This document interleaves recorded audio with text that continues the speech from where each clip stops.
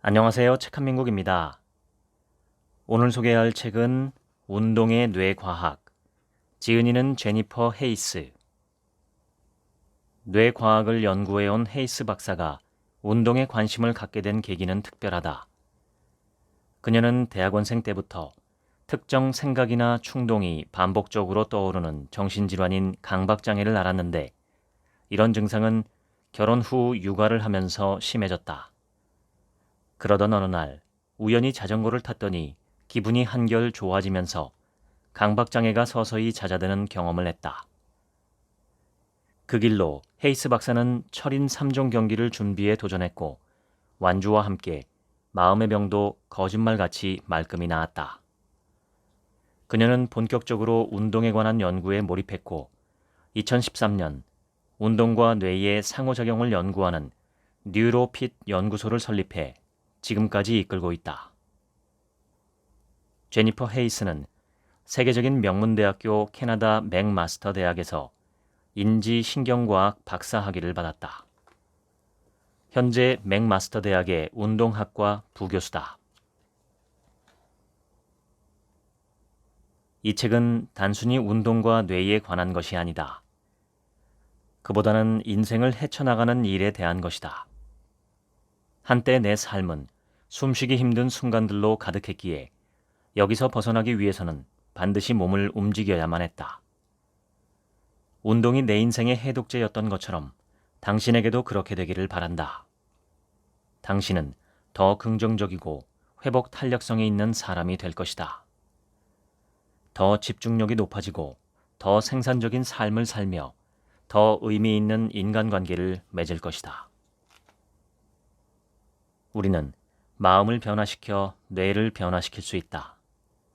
즉, 이것은 마음의 문제다.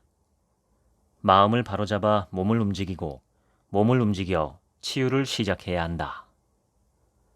뇌는 변화를 독려하지 않는다.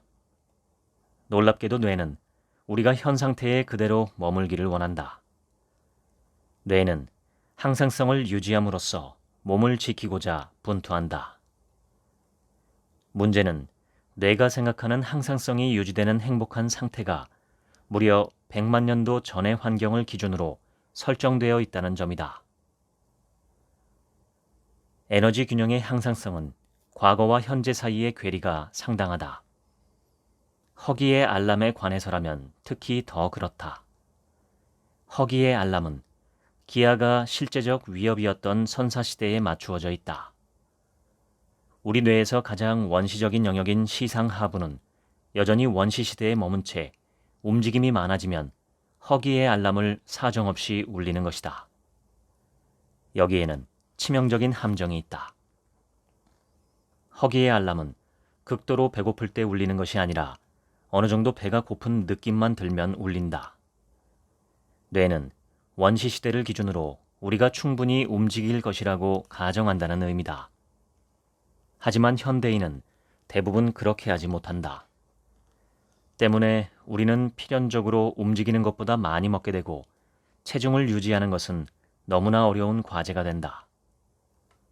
몸을 움직이지 않는 생활은 뇌의 에너지 균형을 깨뜨렸고 인류 역사상 처음으로 과체중인 사람이 저체중인 사람보다 많아지게 만들었다. 다행히도 우리는 더 많이 움직임으로써 두뇌의 에너지 균형을 회복할 수 있다. 운동을 한다는 생각만으로 뇌가 움찔하는 첫 번째 이유는 바로 뇌가 게을러서다. 정확히 말하면 검소하다. 뇌는 모든 자발적 운동을 불필요한 지출로 생각하기 때문이다. 뇌는 당신이 생사의 갈림길에 서 있을 때만 운동하기를 원한다. 생사가 운동에 영향을 받는 것은 명백한 사실이지만 살고 싶다면 무조건 움직여야 했던 선사시대의 조상들과 달리 지금 우리는 움직이지 않아도 수십 년을 안전하게 살 수 있다. 이 때문에 모든 것이 바뀌었다. 인류학자들은 초기 인류가 사냥감보다 더 빨리 달려서 사냥감을 잡았을 것이라고 추측한다. 사냥은 하루 중 가장 더운 시간에 시작되어 몇 시간씩 계속되었을 것이다. 이런 상황은 인간에게 유리하다. 인간은 동물보다 털이 적고 땀구멍이 많다. 또한 이족 보행 덕분에 에너지를 아주 효율적으로 활용할 수 있다. 대부분의 동물보다 온열 스트레스에 더 오래 견딜 수 있었고 몇 시간의 추적 끝에 동물은 결국 힘없이 지쳐 쓰러졌을 것이다. 선사시대의 사냥꾼인 존은 결투 없이 사냥감을 잡곤 했다. 존이 다시 사냥에 나서기 위해서는 기나긴 추적으로 지친 몸을 회복해야 했기에 움직임을 최소화하는 생활이 일상이었다. 사실 존은 사냥을 할 때를 제외하고는 게으른 것으로 유명했다. 궁극적으로는 게으름이 존을 살린 것이다. 모든 존의 후손들은 존의 유전자를 이어받아 에너지를 아끼게 되었다. 다행히도 존 주니어는 더 이상 살기 위해 사냥을 할 필요가 없다. 대부분의 시간 동안 게으름에 빠져 있다. 천성적으로 게으르게 태어났기 때문이다. 우리 모두가 에너지를 아끼는 존의 유전자를 품고 있기 때문이다. 우리 뇌에서 게으름을 관장하는 변연계는 에너지를 절약하는 최고의 살림꾼이다. 변연계는 우리가 취하는 모든 행동을 최적화한다. 이것은 우리에게 막대한 좌절감을 안기기도 한다. 새로운 운동을 시작하려 할 때 뇌는 당신이 움직이는 것을 멈추기 위해 온갖 노력을 아끼지 않기 때문이다. 뇌는 에너지를 쓴다는 생각만으로도 움찔거린다. 당신의 건강이 움직이는 것에 달려있는데도 말이다. 운동을 반대하는 뇌는 놀라울 정도로 끈질기고 심할 때는 무시하는 것조차 불가능하다. 스트레스를 받거나 정신적으로 지쳐있을 때는 그 정도가 더 심하다.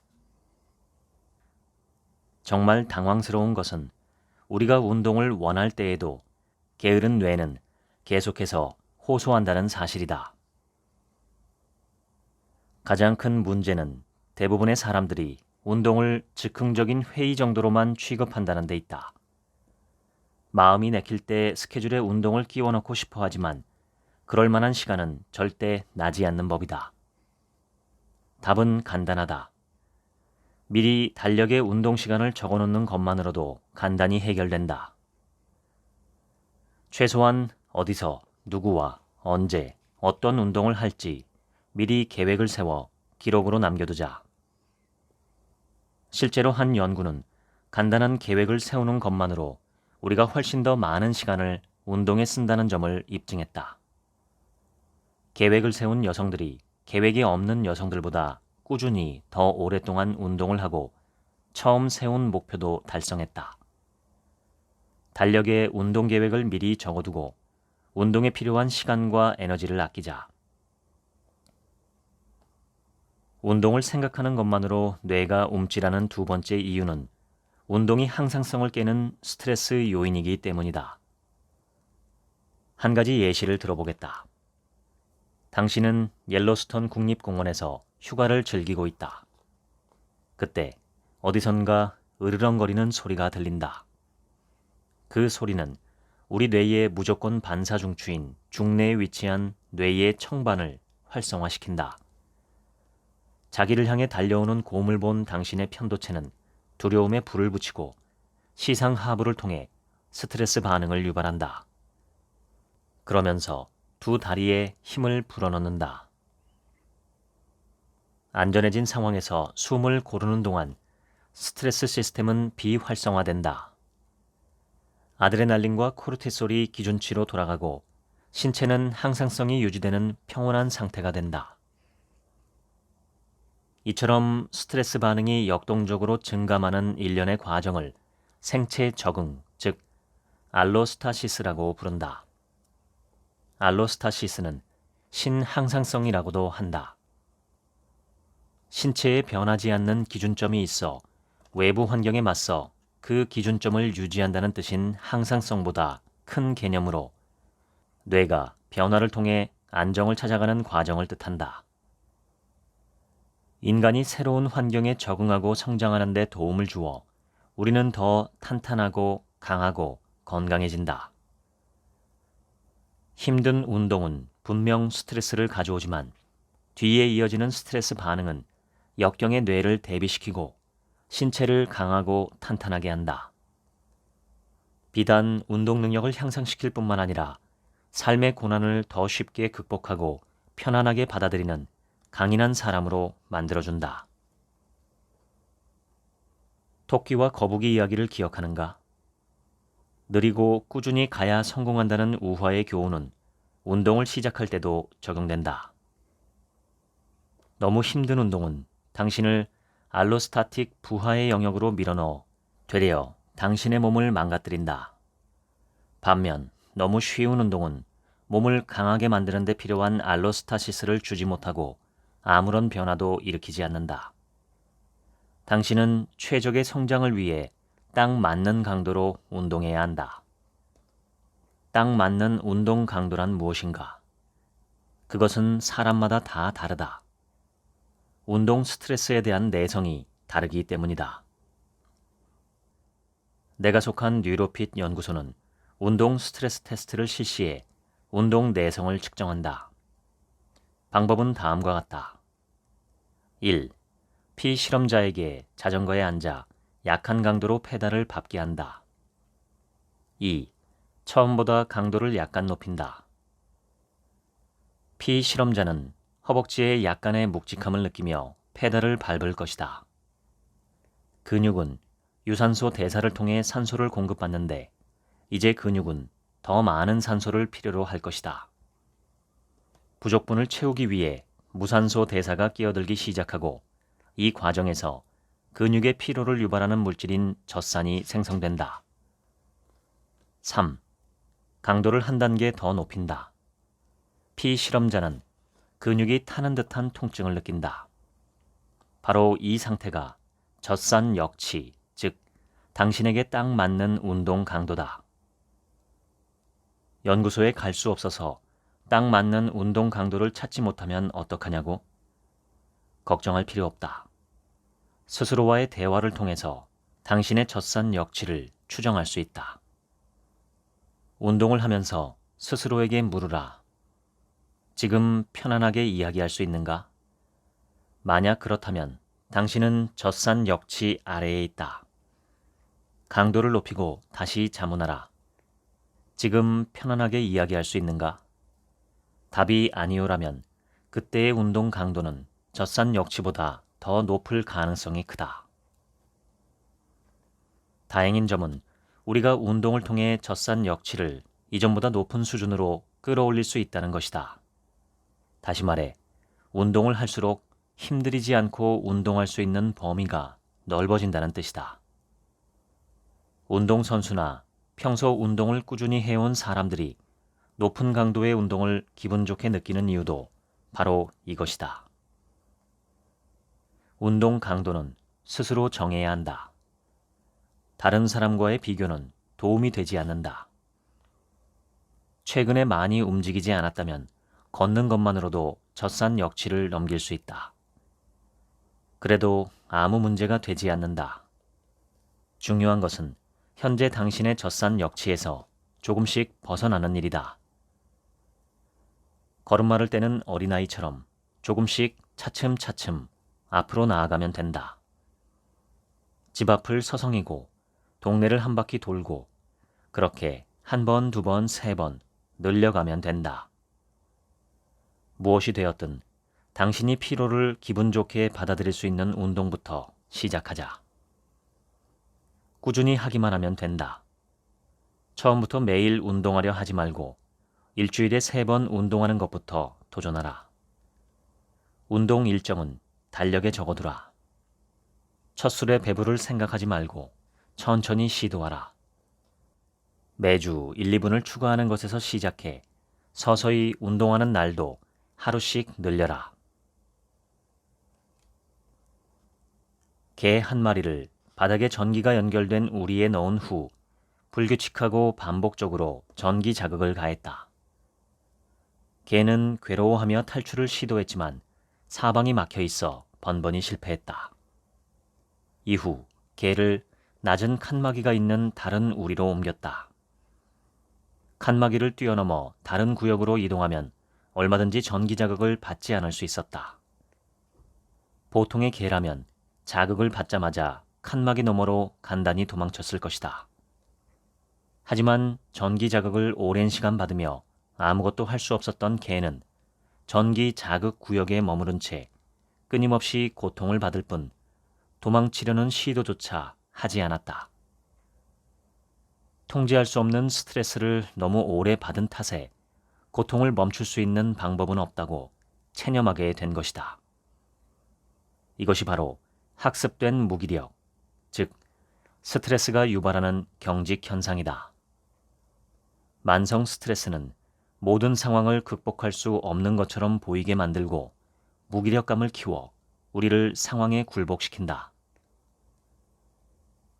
우리는 운동의 치유력에서 무기력을 무너뜨릴 희망을 찾을 수 있다. 운동은 내 속에 있는 희망의 불씨가 꺼지지 않도록 해준다. 물론 운동이 누군가 당신에게 가하는 폭력을 사라지게 해주지는 않는다. 당신을 가로막는 사회적 장벽을 무너뜨려 주지도 않는다. 하지만 운동은 적어도 무기력한 사고방식에서 빠져나오는 데 필요한 추진력을 제공한다. 만성 스트레스는 우리 몸의 스트레스 통제 스위치를 망가뜨리는 치명적인 결과를 낳는다.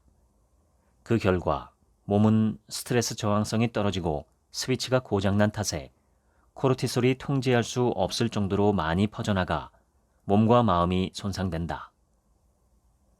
다행인 것은 규칙적으로 운동을 하면 스트레스 반응이 정상 수준으로 돌아오고 심리적 스트레스 요인에 강인해진다는 것이다. 전혀 통제 불가능해 보이는 상황에서도 말이다. 운동 스트레스에 대한 뇌의 거부 반응은 어떻게 극복할 수 있을까? 해법은 간단하다. 느리게, 꾸준히 하면 된다. 도저히 몸이 움직이지 않는 날도 있을 것이다. 그럴 때는 당신이 좋아하는 음악에 의지하라. 어떤 일이든 해내기 전까지는 항상 불가능해 보이는 법이다. 넬슨 만델라. 불안은 정신을 왜곡하고 신체까지 망가뜨린다. 그럴 때면 우리는 상황을 있는 그대로 보지 못한다. 편도체 덕분에 신체적, 심리적, 실제적, 잠재적 위협으로부터 도망칠 수 있는 것은 매우 감사한 일이다. 일단 위험 요소가 감지되면 편도체는 스트레스 반응을 이용해 몸에 경고를 한다. 그러나 불행히도 편도체는 위협의 본질은 파악하지 못한다. 불안한 편도체는 평온한 마음 상태를 깨뜨리는 최악의 빌런이다. 더 나아가 편도체는 모든 불쾌한 상황에서 자극을 받는다. 적절하지 않은 때와 불편한 장소에서 일어난 일이라면 제 아무리 무해한 대상이라도 두려워한다. 개, 고양이, 거미, 뱀부터 어두운 곳, 천둥과 번개, 높은 곳, 비행, 기차 여행, 좁은 장소, 공공장소에서 음식을 먹는 것, 공중 화장실을 이용하는 것, 사람들 속에 있는 것까지 말이다. 운동도 예외가 아니다. 유전된다고 추정되는 공포증도 있지만 대부분의 공포증은 경험으로 학습된다. 1920년대 미국의 심리학자 존 왓슨은 공포증이 생기는 과정에 대한 최초의 실험을 했다. 그는 엘버트라는 어린아이에게 하얀색 실험용 쥐를 주었다. 엘버트는 실험용 쥐를 좋아했고 쥐와 즐겁게 놀기까지 했다. 하지만 어느 순간부터 왓슨은 엘버트가 쥐와 놀려고 손을 뻗을 때마다 크고 무서운 소리를 들었다. 엘버트가 쥐를 무서워하게 만들기 위해서였다. 효과는 굉장했다. 엘버트는 쥐만 봐도 크고 무서운 소음을 떠올리고 울음을 터뜨렸다. 엘버트의 공포는 흰 털이 달린 다른 대상들까지로 확장되었다. 토끼, 강아지, 심지어는 솜으로 만든 산타의 수염까지 말이다. 농담이 아니다.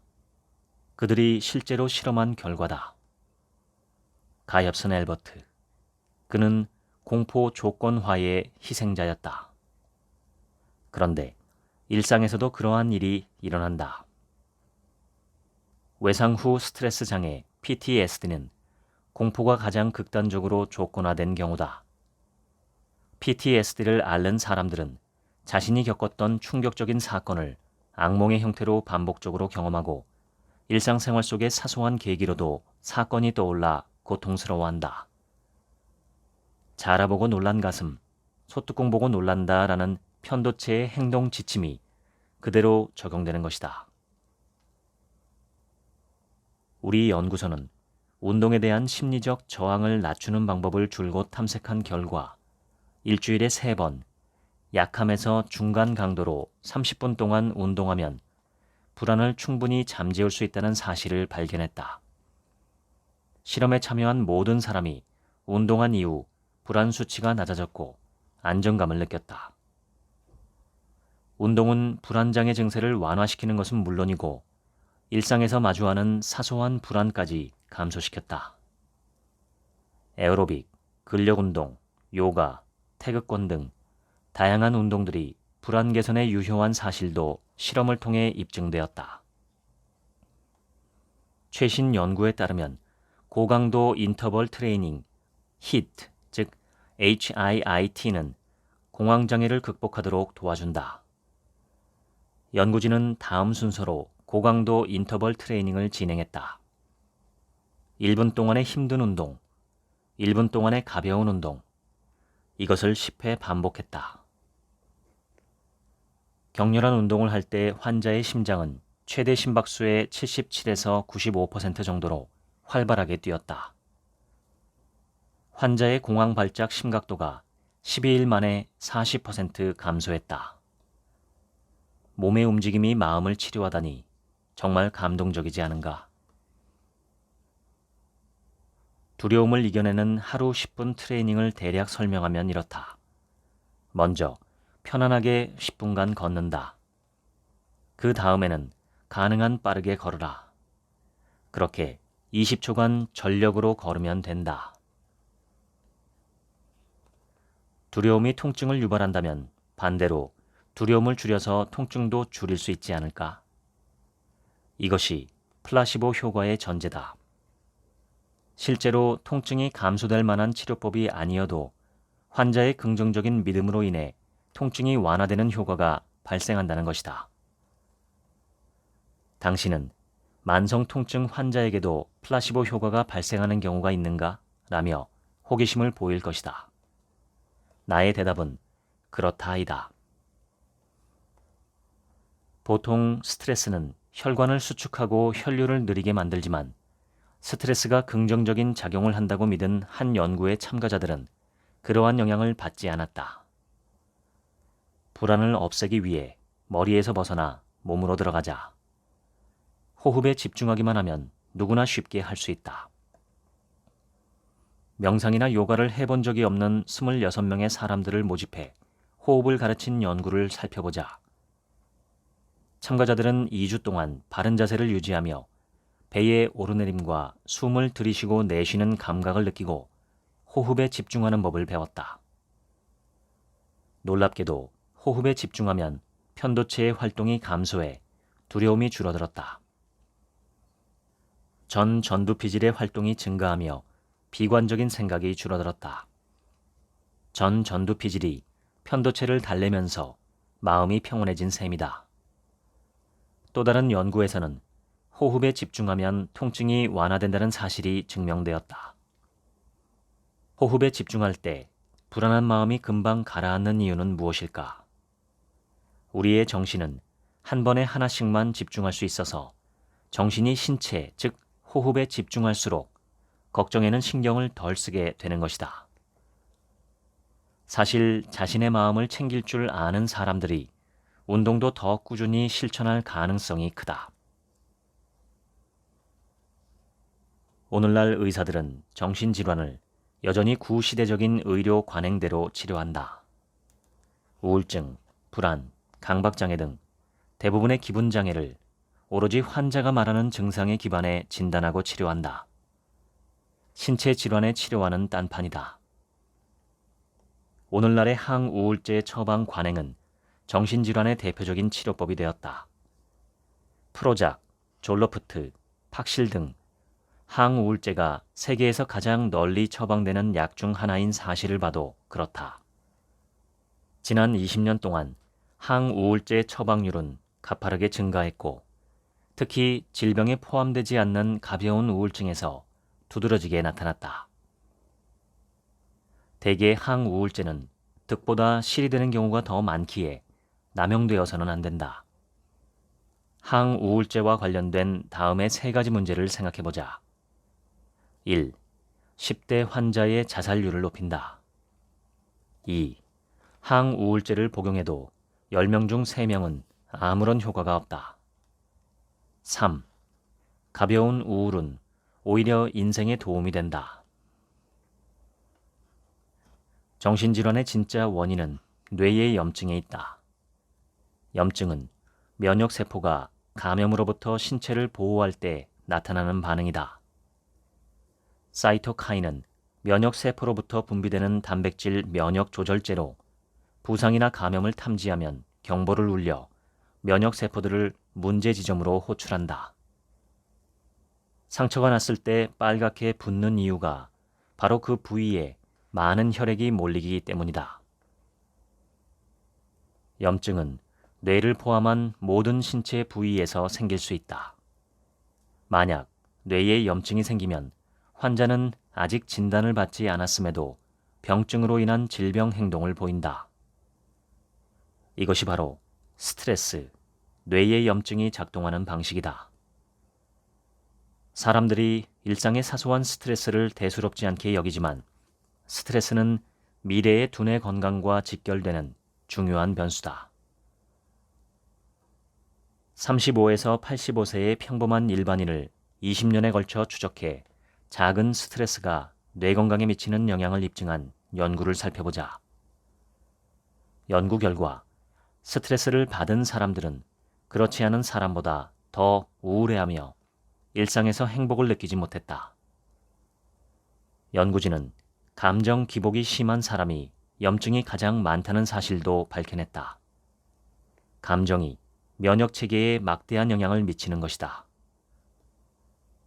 10년 뒤 연구진은 동일한 사람들을 대상으로 후속 연구를 진행했는데 감정 기복이 심했던 이들은 10년 후에도 대부분 불안이나 우울 때문에 힘들어했다. 뿐만 아니라 연구진은 첫 연구에서 측정한 개개인의 감정 기복을 바탕으로 20년 후 사망 가능성도 예측했는데 그 예측이 대부분 맞아떨어졌다. 무려 사망 가능성이다. 이 연구가 주는 메시지는 분명하다. 사소한 일에 목숨을 걸고 일희일비하지 말아야 한다. 은유로서의 목숨이 아니라 정말 생명이 걸려 있다. 스트레스, 불안, 걱정은 현대인의 일상이라고 해도 과언이 아니다. 너무 바쁘게 살다 보니 건강을 돌볼 시간이 없다. 인류 역사상 처음으로 과체중인 사람이 저체중인 사람보다 많아졌고 3명 중 1명은 수면 부족이며 미국인의 80%가 운동을 충분히 하지 못한다.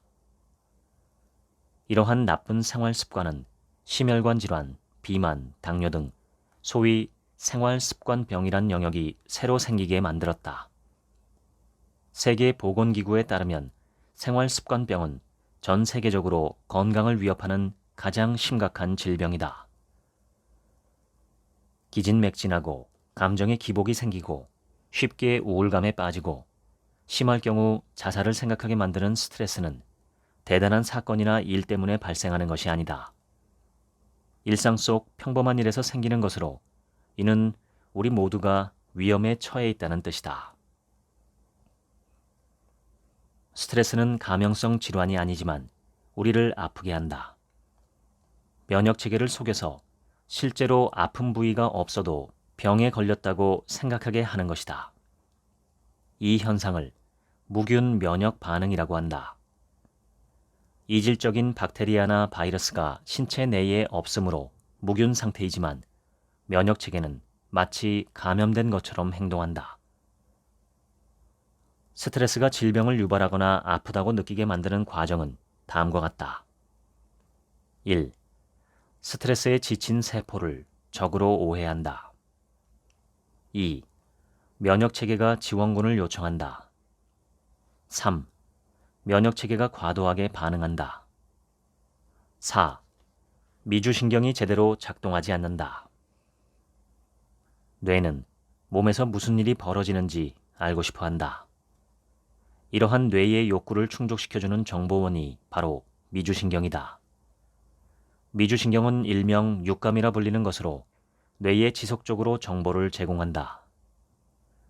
눈은 세상을 보고, 귀는 소리를 듣고, 코는 냄새를 맡고, 혀는 맛을 보고, 손가락은 감촉을 느끼듯 미주신경은 감지한다. 염증의 증가, 스트레스 호르몬의 변화, 장내 미생물군의 미세한 변화 등 신체의 다양한 변화를 감지한다. 요컨대 미주신경은 몸과 마음을 연결하는 궁극의 연결고리인 셈이다. 몸이 심각하게 고장났을 때는 이러한 예리함을 잃는다. 몸의 조화가 깨진 탓에 작은 위협에 과도하게 반응하고 매사에 부정적이고 방어적으로 대응한다. 운동의 뇌과학에서 발견한 첫 번째 사실은 바로 운동이 우울증으로부터 환자를 구출한다는 점이다. 항우울제에서 아무런 효과를 보지 못하고 속수무책으로 고통받던 환자들이 운동을 통해 우울증에서 탈출할 수 있었다. 그렇다면 운동과 항우울제, 어느 것이 더 효과가 좋을까?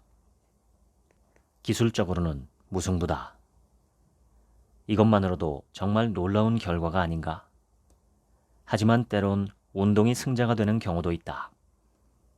항우울제에 내성이 있는 사람을 비롯한 몇몇 사람들에게는 항우울제보다 운동이 효과적인 것이다.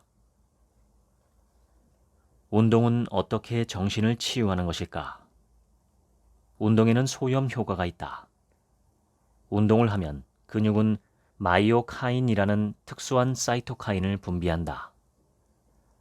일반적인 사이토카인처럼 마이오카인도 면역체계에 경보를 울리지만 그들은 나쁜 상황을 예방하는 것을 목표로 다음과 같은 메시지를 전달한다. 지금은 위험한 상황이 아니야. 하지만 운동을 하면 잠시 동안 항상성이 유지되는 행복한 상태를 벗어나게 돼. 그때는 평소보다 공격에 취약해지니까 조심하렴. 신체는 마이오카인에게 충고받은 대로 운동할 때는 염증 반응을 일으키는 사이토카인을 분비해 스스로를 보호한다. 하지만 운동을 마치면 곧바로 신체에 청소 작업반을 보내 염증이 일어난 부위를 치운다. 이 작업반은 운동으로 생긴 모든 염증뿐 아니라 기타 해로운 요인들까지도 철저히 제거한다. 꾸준히 운동을 할수록 이들의 작업은 더 완벽해지고 신체에는 염증이 덜 존재하게 된다. 몸이 염증을 스스로 제거하면 일상의 스트레스로부터 받는 악영향도 줄어든다.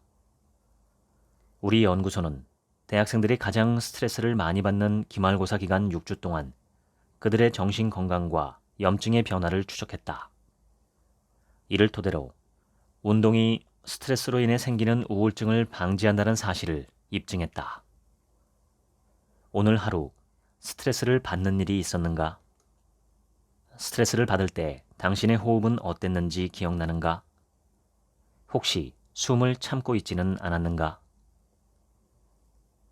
스트레스를 받는 상황이 되어 교감신경계가 활발해지면 우리는 자신도 모르게 숨을 참는다.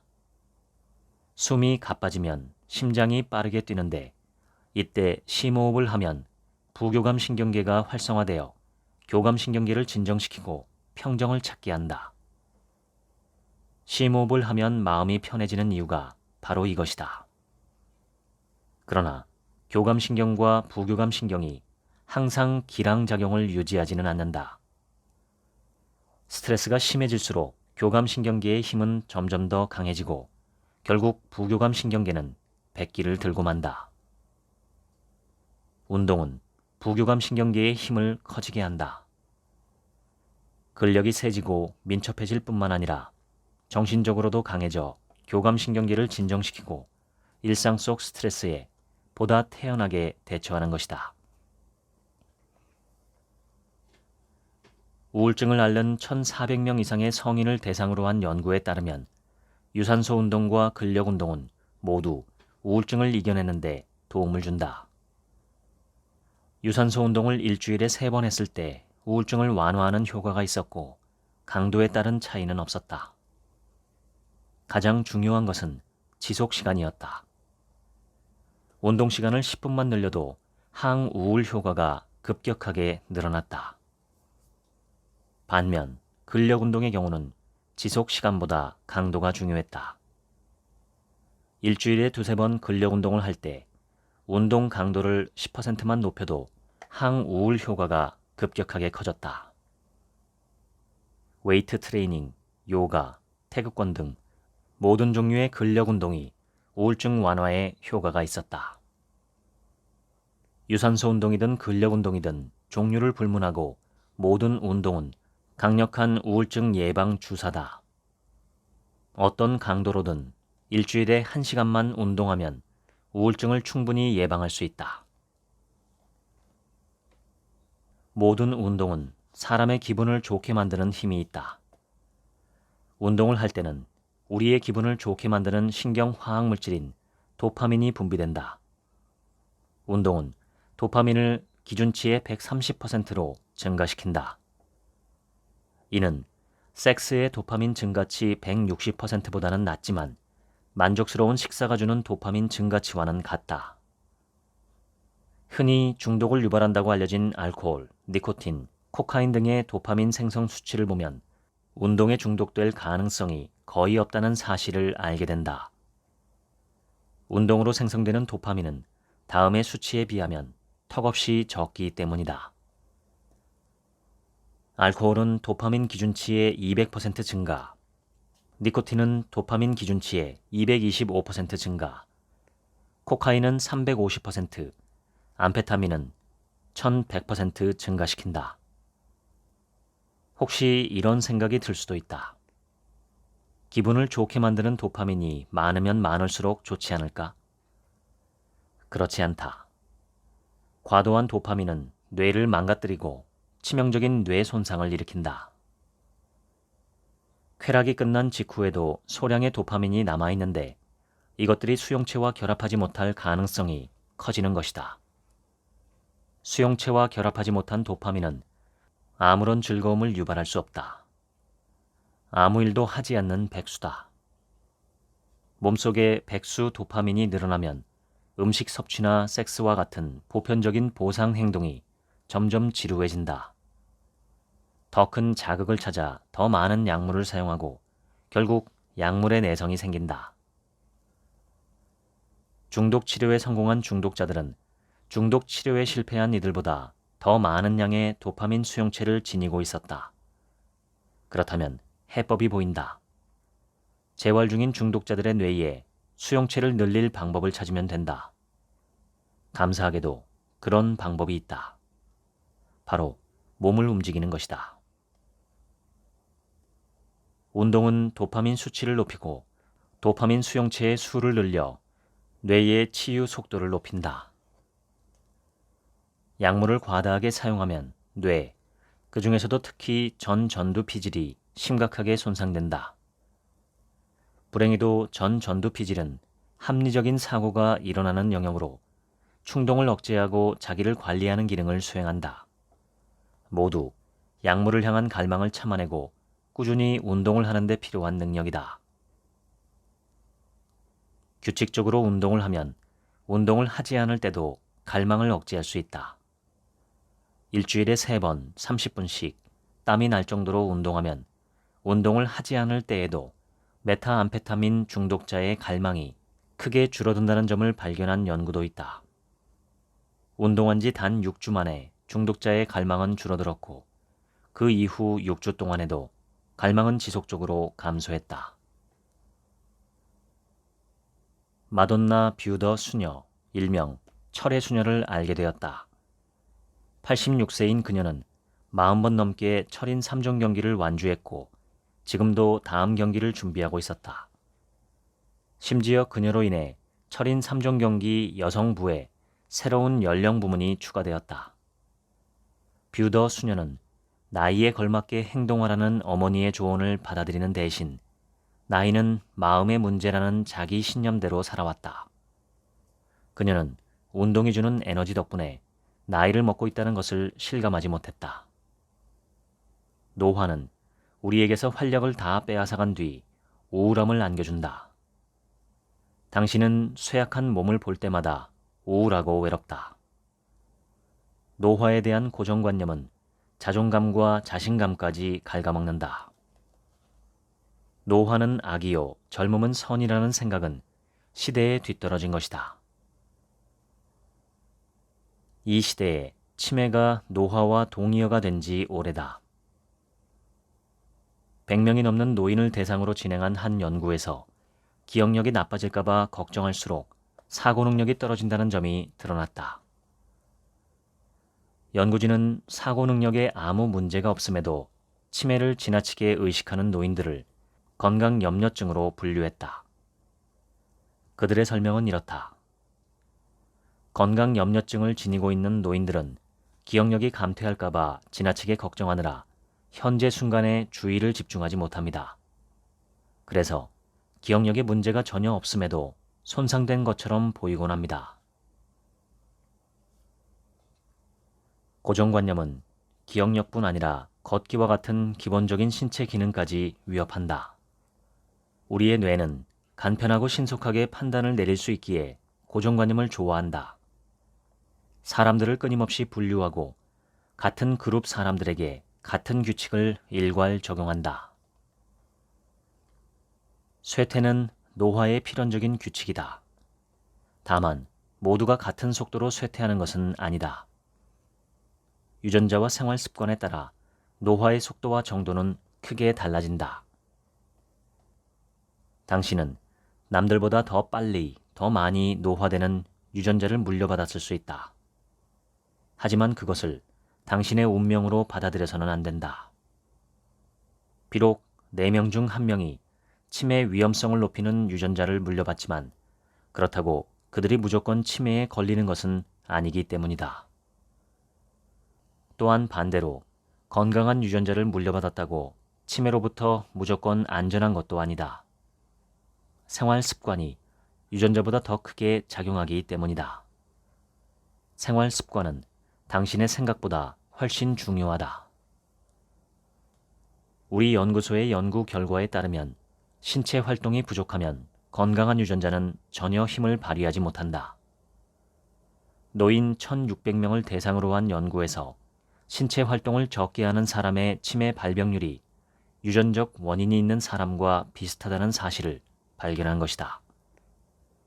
이 결과는 유전자뿐 아니라 활동량 부족이 치매 발병에 기여한다는 것을 시사한다. 유전자는 바꿀 수 없지만 생활 습관은 바꿀 수 있다. 어떤 노력을 하면 될까? 바로 운동이다. 실제로 치매 발생 요인 중 30%가 정적인 생활 습관으로 추정될 뿐만 아니라 치매에 걸린 노인들은 하루의 대부분을 앉아서 보낸다. 일어서라. 이것이 당신의 과제다. 짧은 시간이라도 자주 움직이도록 하라. 우선 30분마다 일어나 2분간 움직여라. 온종일 앉아 있으면서도 건강한 사람들이 있다. 바로 평소에 활동적인 이들이다. 100만 명의 사람들에게 다음의 생활 습관에 대해 질문한 연구를 살펴보자. 중 또는 강 강도의 신체 활동에 참여하는 시간은 얼마나 되나요? 앉아있는 시간은 얼마나 되나요? TV를 보는 시간은 얼마나 되나요? 이 연구는 이들의 사망률을 최대 18년까지 추적했고 그 결과 앉아있는 시간과 TV를 보는 시간이 길수록 사망률이 높다는 사실이 밝혀졌다. 활동성이 낮은 사람일수록 사망률이 높았던 셈이다. 반면 활동성이 가장 높게 나타난 사람들은 사망률도 가장 낮았다. 하루에 1시간 이상 활기차게 걷는 사람은 8시간 동안 앉아있거나 4시간 동안 TV를 봐도 이때 발생한 유해한 효과를 중화시킬 수 있었다. 마스터 선수들은 수명도 길다. 올림픽에 출전했던 900명의 남자 선수들을 약 52년 동안 추적한 연구를 살펴보면 알 수 있다. 수명에 영향을 미치는 유전적 요인을 배제하기 위해 그들의 남자 형제를 연구의 통제 그룹에 포함시켰고 결과는 명백했다. 선수들은 자기 형제보다 오래 살았다. 특히 수명을 연장하는 데 효과적인 운동이 따로 있었다. 바로 근력 운동을 했던 선수들은 형제보다 평균적으로 2년 더 살았지만 지구력 운동을 했던 선수들은 7년을 더 살았다. 지구력 운동은 왜 수명 연장에 효과적일까? 바로 심폐 체력을 길러주기 때문이다. 인터벌 걷기는 모든 측면에서 일반적인 걷기보다 효과가 뛰어나며 치매 발병률을 낮추는 데도 일조한다. 일반적인 걷기 대신 간헐적으로 속도를 높이는 인터벌 걷기를 시도해보자. 느린 속도로 3분간 걷는다. 빠른 속도로 3분간 걷는다. 이를 5회 반복한다. 르네 데카르트의 심신이원론 때문에 현재 우리는 정신과 육체를 분리해 생각하는 것이 자연스럽다. 데카르트는 틀렸다. 정신과 육체는 분리되어 있지 않다. 둘은 서로 의존하고 있다. 생각을 잘하고 싶다면 움직여야 한다. 세계보건기구는 청소년이 매일 1시간 이상 강도 높게 운동하도록 권고하고 있다. 주의력 결핍 과잉 행동장애, 즉 ADHD가 있는 어린이들의 인지적, 행동적, 신체적 증상은 신체 활동을 통해 완화된다. 몰입은 눈앞의 과제에 완전히 몰두해 신체와 정신을 극한까지 밀어붙이는 상태를 말한다. 이 상태에 빠지면 힘을 들이지 않고도 거의 초인적인 능력을 발휘할 수 있다. 몰입은 인간이 할 수 있는 궁극의 경험이다. 최고의 자리에 있는 사람은 몰입의 경지에 도달하기 위해 무엇이 필요한지 알고 있다. 나는 인생의 힘겨운 변화를 운동으로 견뎠다. 운동은 몸을 튼튼하게 할 뿐만 아니라 어떠한 시련 앞에서도 꺾이지 않는 마음을 선물한다. 이제 당신 차례다. 어떤 운동인지는 중요하지 않다. 핵심은 움직인다는 사실 그 자체다. 작은 발걸음이 당신을 구원할 것이다.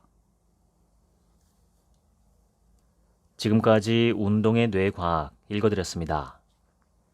지금부터는 제 얘기입니다. 이 책의 저자는 운동만으로 강박장애와 산후 우울증을 이겨냈다고 합니다. 몸의 문제는 물론이고 마음의 문제를 해결하는 데도 운동이 특효약입니다. 저는 요즘 하루에 2만 보 걷기에 도전 중입니다. 갑자기 하루에 2만 보씩 걸으려면 당연히 무리가 올 수 있기 때문에 조금씩 걷는 거리를 늘리고 있습니다. 7천 보씩 걷다가 3일에 한 번쯤은 10,000보를 걷고 일주일에 한 번쯤 15,000보를 걷고 이런 식으로 주기적으로 더 많은 걸음에 도전했습니다. 이틀 전에 처음으로 2만 보를 걸었습니다. 거리는 13.5km, 시간은 3시간 15분이 걸렸습니다. 날마다 조금씩 걸음수를 늘려왔기 때문에 크게 힘든 느낌은 없었습니다. 무릎 관절만 협조해 준다면 나중에는 최대 2만 보까지 매일 걸어보고 싶습니다. 평소보다 더 많이 걷고 있는 요즘 밤에 잠드는데 걸리는 시간도 짧아지고 더 숙면을 취하게 되었습니다. 제가 다니는 명상센터는 경기도 이천에 있는데 이곳에 갈 때는 항상 대중교통을 애용합니다. 교통 체증도 체증이지만 차를 갖고 갔을 때와 대중교통, 특히 지하철로 갔을 때는 걸음수에서 큰 차이가 나기 때문입니다. 집에서 지하철역까지 걸어가는 시간, 지하철역 내에서 움직이고 갈아타는 시간, 내려서 다시 걷는 시간을 합치면 자가용이나 버스로 갈 때보다 체감적으로 두세 배 정도 더 많이 걷게 됩니다. 버스와 달리 지하철에서는 독서도 가능하죠. 그래서 저는 지하철이 참 좋습니다. 이 책 저자는 노화도 마음의 문제라고 말합니다. 그 배경은 바로 우리가 몸과 마음이 하나로 연결된 존재라는 점입니다. 제 명상 선생님은 몸은 인간의 심리를 그대로 반영한다고 말씀하십니다. 몸에 문제가 생기면 먼저 그 심리를 들여다보고 문제를 해결해야 하며 동시에 스트레칭과 적절한 운동 등 몸의 움직임도 활성화시켜줘야 한다고 하십니다. 여기에 두 개만 더 추가한다면 저는 적절한 음식과 충분한 잠을 꼽겠습니다. 과일과 채소 위주로 소식을 하고 마음을 평온하고 건강하게 지키며 적절한 신체 활동과 충분한 수면 시간을 지킨다면 건강을 유지할 수 있으리라 믿습니다. 뇌는 몸의 에너지를 최대한 보존하려는 성질이 있기 때문에 영리하게 뇌를 상대해야 합니다. 저도 가끔 걷고 싶지 않고 운동하기 귀찮을 때가 있습니다. 그럴 땐 정말 속수무책이죠. 특히 오늘만 쉬고 내일부터 하자는 유혹 앞에서는 무너지기 쉽습니다. 이럴 때 특효약은 오늘을 내 인생의 출발점, 데이 1으로 삼겠다고 결정하는 것입니다. 또는 오늘만 운동하고 내일은 쉬겠다고 뇌의 유혹을 거꾸로 뒤집는 것입니다. 그러면서도 막상 운동을 시작하면 1, 2분 안에 운동하기를 잘했다는 생각이 듭니다. 벤 스틸러가 주연한 오래전의 미국 영화 미트 페어런츠에는 여친이 남친을 CIA에서 오래 근무한 아버지에게 소개하는 대목이 있습니다. 그때 여친은 아버지는 흡연을 자기 통제 능력이 부족한 증거라고 본다면서 아버지에게 담배를 피우지 않는다고 말하라 합니다. 재미있는 코미디 영화였는데 저는 그 대목이 유독 기억에 남습니다. 어떤 중독적인 행동을 고치지 못하고 있다면 그것은 자기가 자기를 통제하지 못한다는 증거로 볼 수 있다는 관점은 상당히 흥미로웠습니다. 저 자신에 대비해서 생각해 보았습니다. 내가 버리고 싶은 습관 중에 버리지 못하는 습관은 무엇인가 떠올려 보았고 그런 습관의 원인 중 하나가 내가 나 자신의 몸과 삶에 대한 통제 능력을 온전히 갖추지 못한 것이 아닐까 싶었습니다. 재미있는 점은 이 사실을 인지한 순간 내 자신을 통제하는 힘이 더 커지는 것 같은 느낌을 받았다는 것입니다. 혹시 당신께서는 자신의 삶을 자신이 통제하고 있다는 느낌을 받으며 일상생활을 하고 계신가요? 오래전에 읽은 정신과 의사 김정일님의 책 제목이 떠오릅니다. 나는 다만 하고 싶지 않은 일을 하지 않을 뿐이다. 내가 하고 싶은 일을 하는 자기 통제 능력도 대단하지만 이보다 더 크고 더 중요한 것은 내가 하고 싶지 않다고 인식하는 일을 실제로 멈출 수 있는 힘이라고 생각합니다. 그 힘은 바로 마음의 힘입니다. 몸이 건강하고 힘이 있다고 해서 반드시 마음도 건강하고 강한 것은 아니지만 마음이 약하고 힘이 없을 때 몸을 강하게 키우면 덩달아 마음도 강해지는 경향이 있는 것은 분명해 보입니다. 몸과 마음을 튼튼하게 키우면 우리의 삶도 건강해지리라 믿습니다. 이렇게 몸, 마음, 삶을 건강하고 강하게 만드는 가장 좋은 방법 중 하나가 명상이라고 생각합니다. 지난 2년간의 체험에서 우러난 생각입니다. 기회가 되시면 꼭 명상을 배워보시길 추천합니다. 지금까지 책 한 민국의 하루치 생각이었습니다. 감사합니다.